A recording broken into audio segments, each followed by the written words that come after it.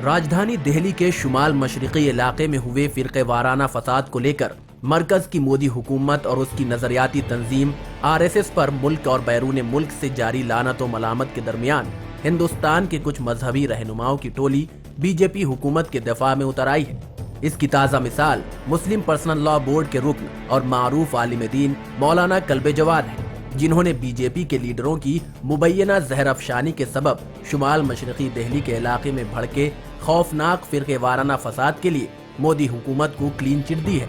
सनीचर के रोज दिल्ली की करबला शाह मर्दा में मुनक्किद प्रेस कॉन्फ्रेंस में मौलाना कल्बे जवाद ने कहा कि इस पूरे फसाद में इसराइल की खुफिया एजेंसी मुसाद और अमेरिका के स्पॉन्सर दहशतगर्द गिरोहों का हाथ हो सकता है। इस मौके पर अंजुमन हैदरी के जनरल सेक्रेटरी बहादुर अब्बास नकवी, सुप्रीम कोर्ट के मारूफ वकील महमूद पराचा भी मौजूद थे।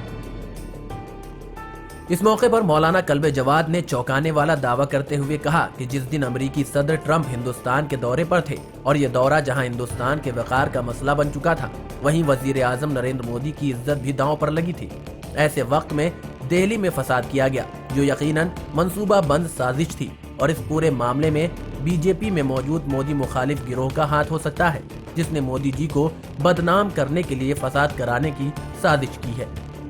कल्बे जवाद ने दावा किया है कि बीजेपी में इख्तिदार को लेकर दरार पड़ गई है और मुखालिफ खेमा मोदी जी को बदनाम करने की साजिश कर रहा है। इस दौरान मौलाना कल्बे जवाद ने हालांकि बीजेपी की नजरियाती तंजीम आरएसएस को भी निशाना बनाया, मगर खुलकर कोई इल्जाम नहीं लगाया। तो इसका मतलब यह है कि खुद बीजेपी में भी आपस में दरार पड़ गई है और उस दिन क्योंकि मोदी जी की इज्जत का मामला था, मोदी जी ने ट्रंप साहब को बुलाया था, तो हम तो समझते हैं कि शायद उनको नीचा दिखाने के लिए ये खुद उन्हीं की तरफ के कुछ उन्हीं के चाहने वालों भी ने में कोई काम किया था कि जिसकी वजह से ट्रंप के दौरा भी खतरे में पड़ जाए और पूरी तरह से उनकी बदनामी हो जाए, इस तरह से उनको नीचा दिखाए। तो हम तो समझते हैं कि ये आम आदमियों का काम नहीं हो सकता, ये बहुत ही पावरफुल लोगों ने ये काम अंजाम दिया है और ये मोदी जी के कोई अगेंस्ट लॉबी है कि जिससे पूरा काम अंजाम दिया है। ये मोदी जी के ऊपर पूरा